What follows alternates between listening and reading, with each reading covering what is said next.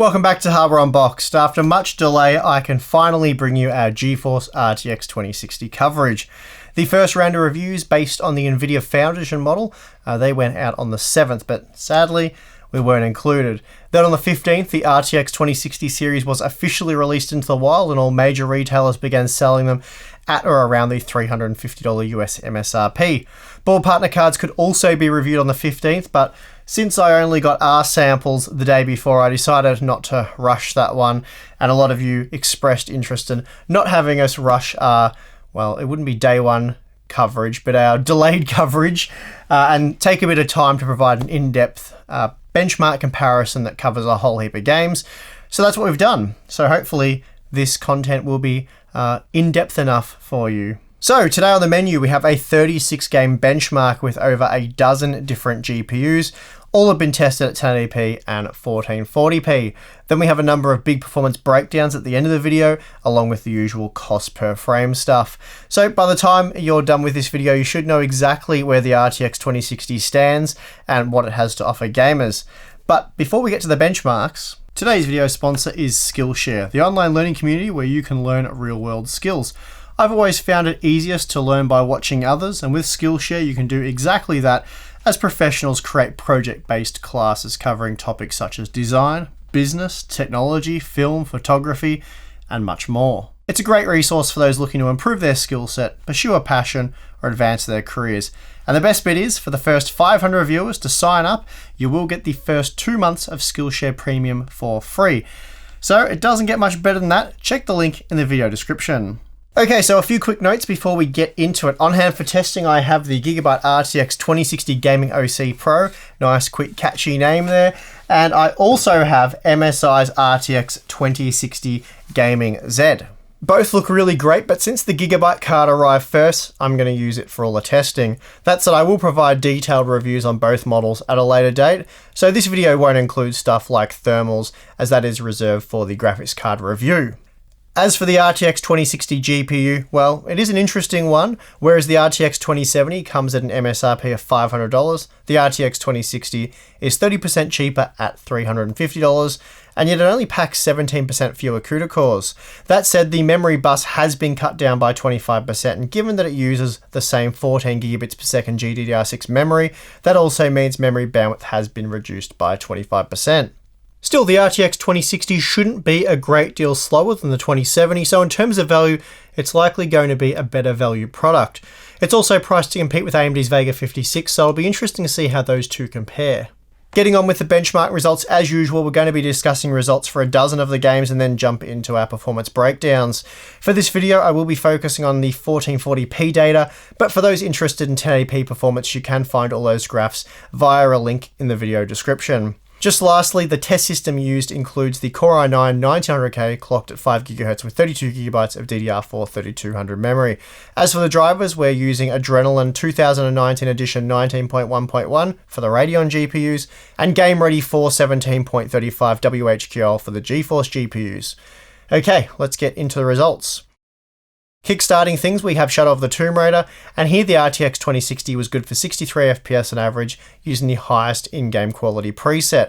This placed it on par with the GeForce GTX 1080 and Vega 64, making it just 5% slower than the RTX 2070. It was also 9% faster than the GTX 1070 Ti, though just 3% faster than Vega 56.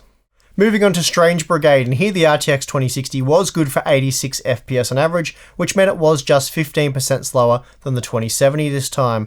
It was also 7% slower than Vega 56 though. That is somewhat unsurprising given how well this title runs on AMD hardware. Still, the 2060 did edge out the GTX 1070 Ti, so overall performance was very respectable. Next up we have Battlefield 5, and again the RTX 2060 performs very well, this time trailing the RTX 2070 by a mere 4% margin. This meant it was able to beat the GTX 1070 Ti and Vega 56. So far I have to say the 2060 is making the 2070 look rather pointless. The 2070 does pull away when testing with Sniper Elite 4, and here the RTX 2060 was 15% slower. Not a massive margin given it cost 30% less, but at least the 2070 doesn't look quite as pointless in this one. Also, we again see that the 2060 was just able to edge out the GTX 1070 Ti and Vega 56. Here we see that Monster Hunter World plays quite well with the RTX 2060 at 1440p, and using the highest quality preset we saw an average of 54 FPS in our test, and this meant the 2060 was just a frame slower on average when compared to Vega 64 and the GTX 1080. It was also 4 to 5 FPS faster than the GTX 1070 Ti and Vega 56, while it was 11% slower than the RTX 2070. So again, another solid result seen here. The new Turing GPUs don't stack up that well in Warframe when compared to their Pascal predecessors. The RTX 2070, for example, is 8% slower than the GTX 1080, while the RTX 2060 was seen to be 6% slower than the GTX 1070 Ti. That said, it was also just 2% slower than Vega 56. Moving on, we have the Just Cause 4 numbers, and here the 2060 averaged 59 FPS, making it just a few frames slower than the GTX 1080 and Vega 64. It was also just 11% slower than the RTX 2070 and Vega 64 Liquid. And interestingly, we see that frame time performance was similar from the GTX 1070 right up to the 1080. Moving on, we have the Grand Theft Auto 5 results, and they're quite interesting. Here the RTX 2060 managed to roughly match the GTX 1080, and this meant it was 6% faster than the GTX 1070 Ti. Once again, it was also just 10% slower than the RTX 2070, once again making the $500 option rather pointless in my opinion. The RTX 2060 again beat or rather matched the GTX 1080, this time when testing with Assassin's Creed Odyssey. This meant it was 7% faster than the GTX 1070 Ti and just 10% slower than the 2070. I should note that it was also 17% faster than Vega 56 as well. Performance in Hitman 2 will likely be improved. There were a few titles where frame time performance was down for the RTX 2060 on where you would expect it to be. I don't believe this is a VRAM capacity issue either, so it will likely get solved with a driver update. We did see the odd stutter here and there when testing with the 2060, and this led to a 7% drop off for the 1% low result when compared to the GTX 1070 Ti. Frame time performance was also down 13% when compared to Vega 56, so again, I expect performance here to be addressed with a future driver version. Rainbow Six Siege is a very complex post-FX heavy title, and it seems as though Turing's concurrent FP32 and Int32 execution is providing a handy performance boost. The RTX 2060, for example, was 15% faster than the GTX 1080, which is an impressive increase.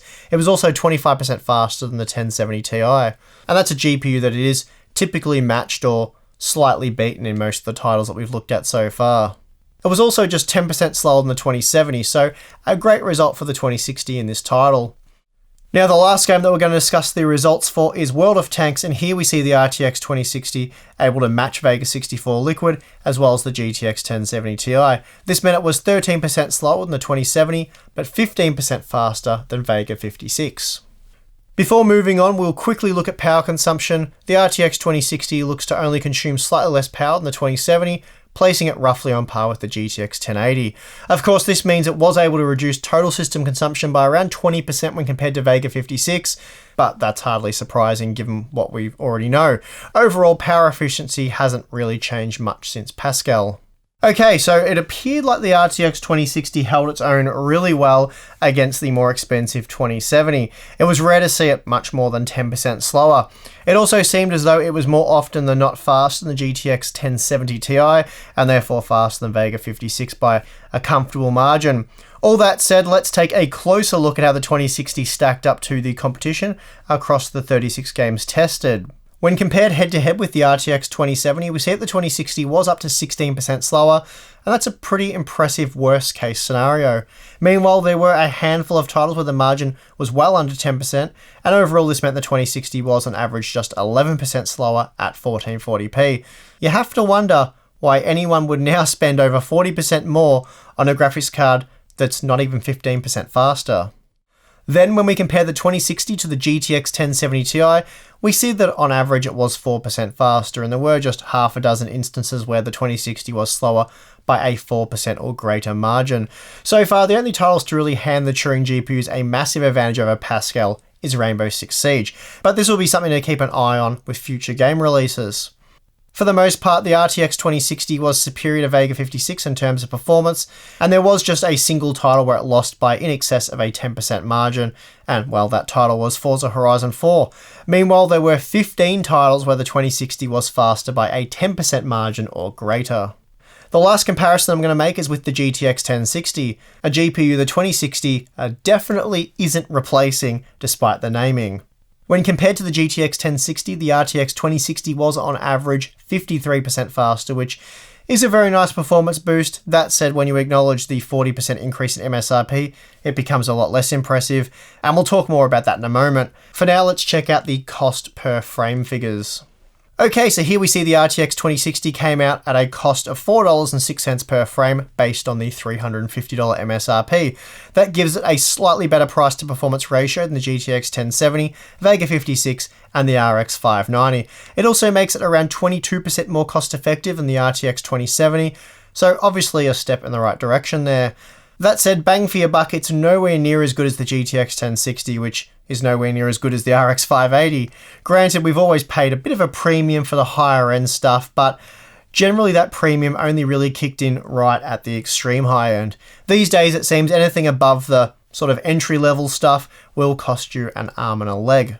As it stands, the RTX 2060 is without question the best value mid-range graphics card that you can get your hands on right now, and at $350 it basically eliminates the $500 2070, which was just 11% faster on average and at most up to 16% faster. So, do I recommend the RTX 2060? Well, yeah, there's nothing better at this price point unless you can get Vega 56 for $300 or less. I wouldn't bother with that. It's slightly slower. It consumes loads more power, and there are limited AIB models available, and generally it's really only the crappy reference cards that seem to go on sale. Okay, so now that we got that out of the way, I should probably dig into why anything mid-range or better will set you back more than it has before. And I'd say there are multiple reasons for why this is, and Nvidia being greedy buggers is just part of the equation. And even then, there are multiple reasons as to why they're able to be such greedy little buggers. I'm not trying to justify prices, but there are a few factors worth considering. Are today's GPUs more complex than they were a few years ago?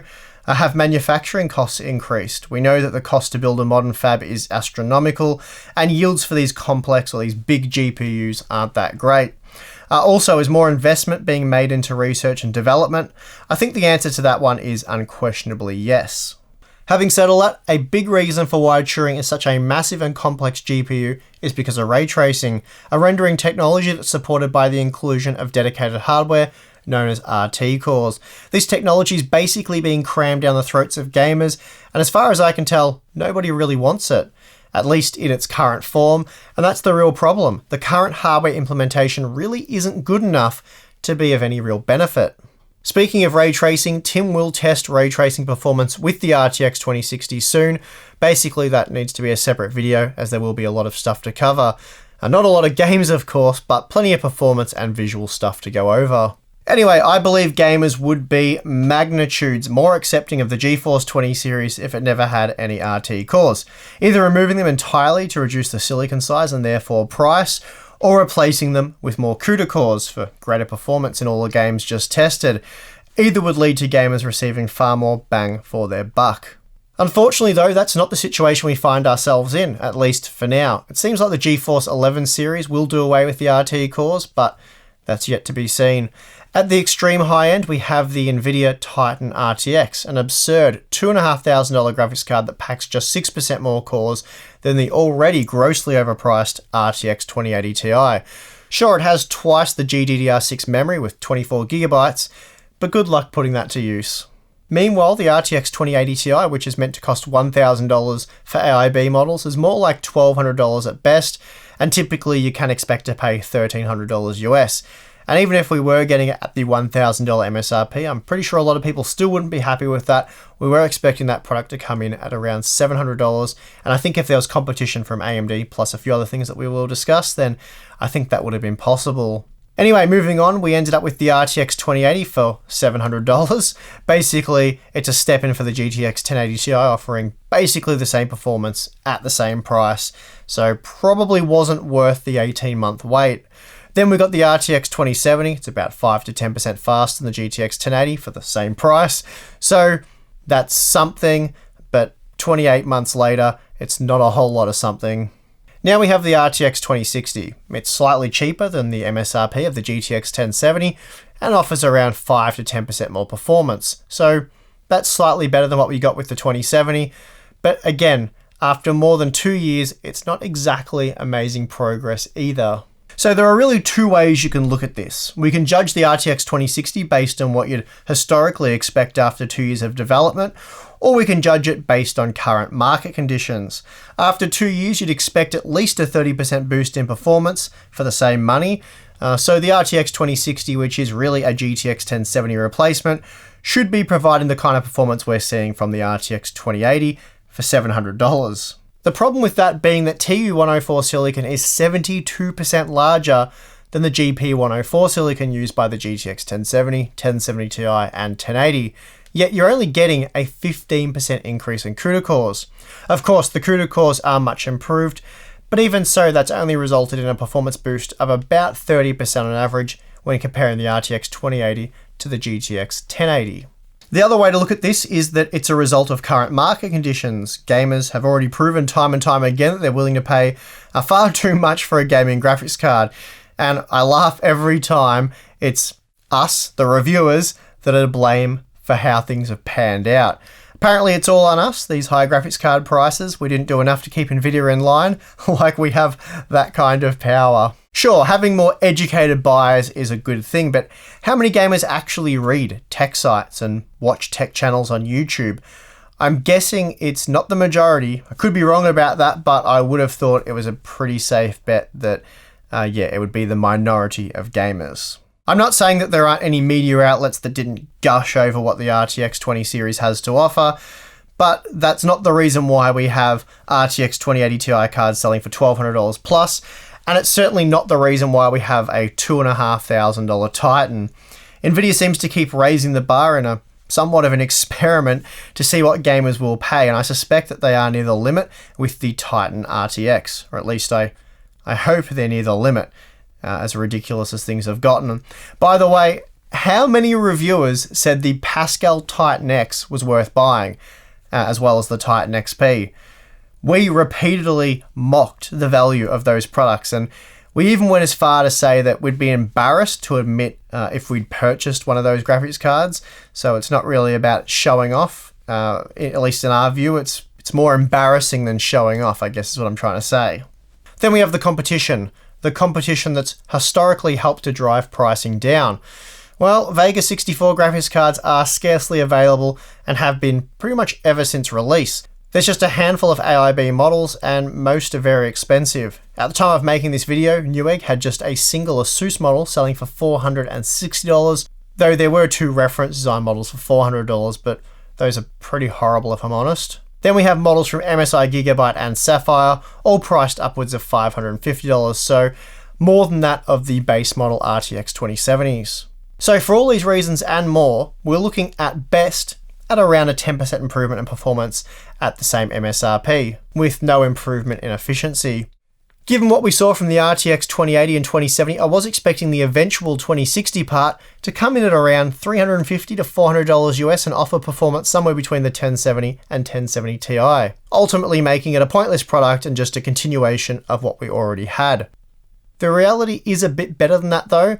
We're getting performance that's typically between the 1070 Ti and 1080, with pricing that's slightly better than that of the 1070's MSRP. So for an RTX graphics card, that's actually a pretty massive win. It also makes the RTX 2060 the best value mid-range offering, beating out Vega 56 and all other Pascal cards priced over $300 US.